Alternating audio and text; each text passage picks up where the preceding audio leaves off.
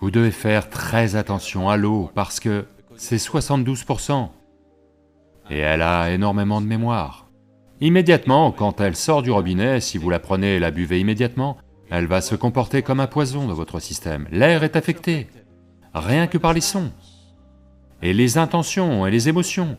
Faire prendre le soleil à votre corps chaque jour, parce que la lumière du soleil est encore pure.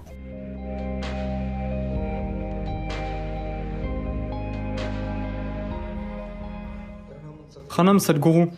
Donc, je vous ai entendu dire que 72% de notre corps est de l'eau, et que si on boit de l'eau énergisée, c'est vraiment, on peut prendre en main son corps et son mental. Est-ce vrai pour l'air que l'on respire et la nourriture que l'on mange? Parce qu'en ville, on doit vivre dans l'air pollué et les salles climatisées de nos entreprises. Alors pourriez-vous, s'il vous plaît, nous donner des détails sur le processus de Bhutta Shuddhi? Si vous dites à votre entreprise, je suis prêt à travailler sans climatisation, ils seront trop heureux. Ça leur ferait économiser beaucoup d'argent. N'est-ce pas? Et ce serait bon pour vous de tant de manières. Mais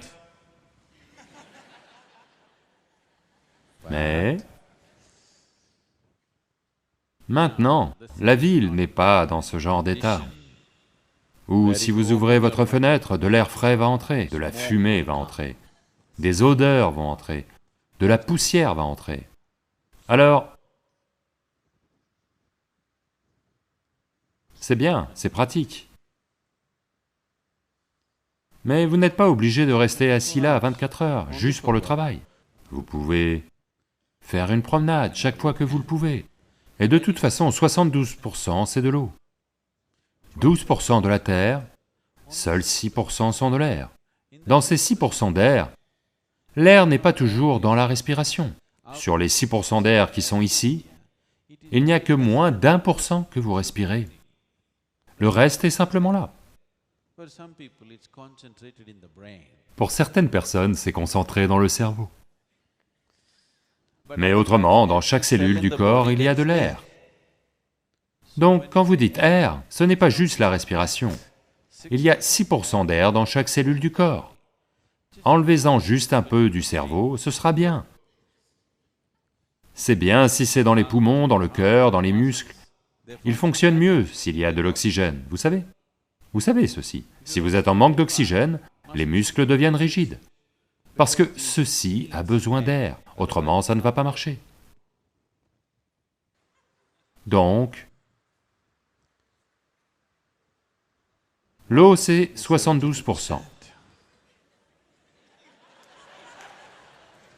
Donc le plus grand soin doit être apporté à l'eau, parce que c'est 72%. Si vous allez passer un examen, supposez que ce soit comme ça. Disons que vous allez passer un examen de physique. Vous avez l'eau, la terre, ceci, cela. Mais le sujet sur l'eau représente à lui seul 72% de la note. Naturellement, vous passez plus de temps à lire sur l'eau, n'est-ce pas? À travailler sur l'eau, oui ou non?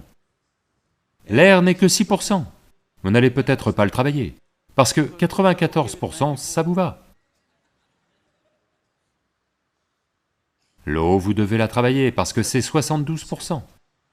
Vous devez faire très attention à l'eau, parce que c'est 72%. Et elle a énormément de mémoire.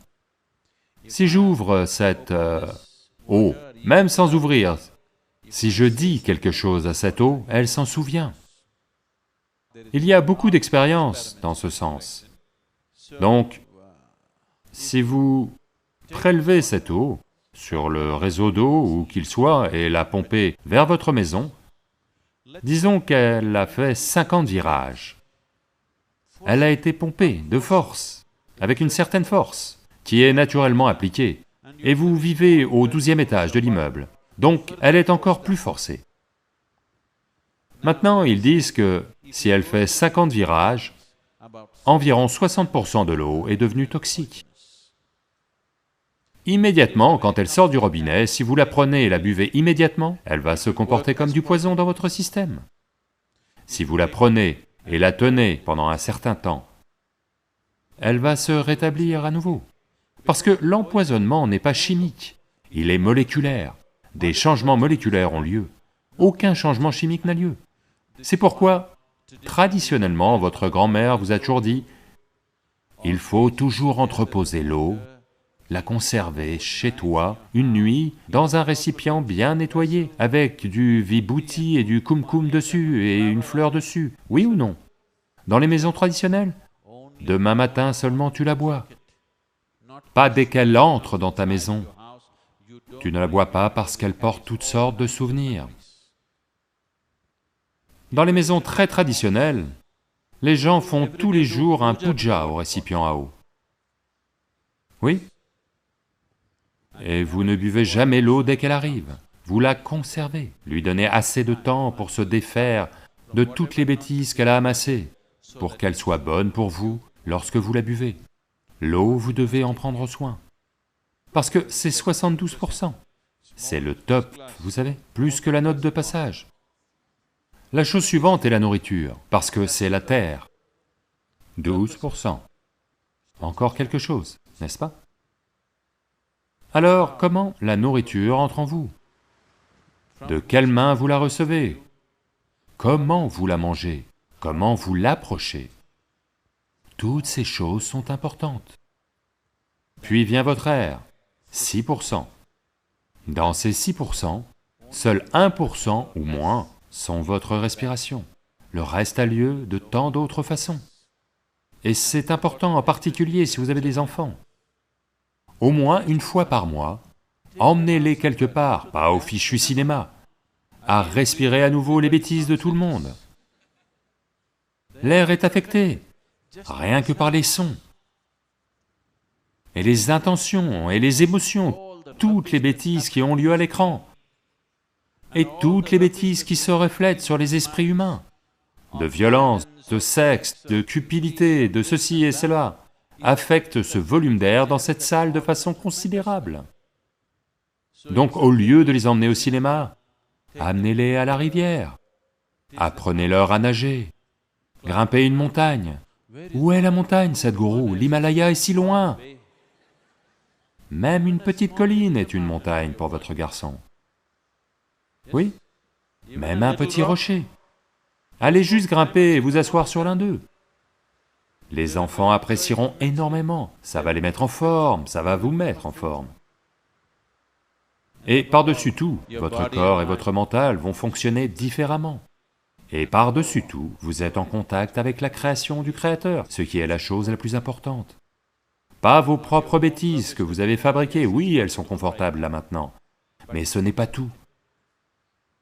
Donc, au lieu d'aller au restaurant, au lieu d'aller au cinéma, au lieu d'aller ailleurs comme ça, au moins une fois par mois, ça ne vous coûte rien. Ça ne coûte rien, vous pouvez prendre votre riz et vos avakaï et aller manger là-bas. De toute façon, vous les avez. Vous n'avez pas besoin de dépenser d'argent pour ça. Encore mieux, si vous ne voulez pas dépenser d'argent, même pour le bus ou la voiture, vous y allez tous à vélo. À juste 3 km, 5 km à l'extérieur d'Hyderabad, asseyez-vous sur un rocher, passez simplement du temps là-bas, sentez le soleil, c'est très important, vous prenez du soleil, de l'air, de la bonne eau. Revenez, vous faites Bhuta Shuddhi, de façon très naturelle. Ce n'est pas la version la plus élaborée de Bhuta Shuddhi, mais vous faites un certain Bhuta Shuddhi. C'est ce que je disais à l'instant, si vous prenez soin de la nourriture, de l'eau. L'air n'est pas toujours entre vos mains parce que vous vivez dans une ville, mais l'eau et la nourriture, vous pouvez en prendre soin. Et quel genre de feu brûle en vous? Ça aussi, vous pouvez en prendre soin. La lumière du soleil n'est pas devenue impure, n'est-ce pas? Mettez-vous au soleil tous les jours, s'il vous plaît. Faites prendre le soleil à votre corps chaque jour, parce que la lumière du soleil est encore pure, n'est-ce pas? Personne ne peut la contaminer, heureusement. Et quel genre de feu brûle en vous? Est-ce le feu de la cupidité? Le feu de la haine? Le feu du ressentiment? Le feu de la colère? Le feu de l'amour? Le feu de la compassion?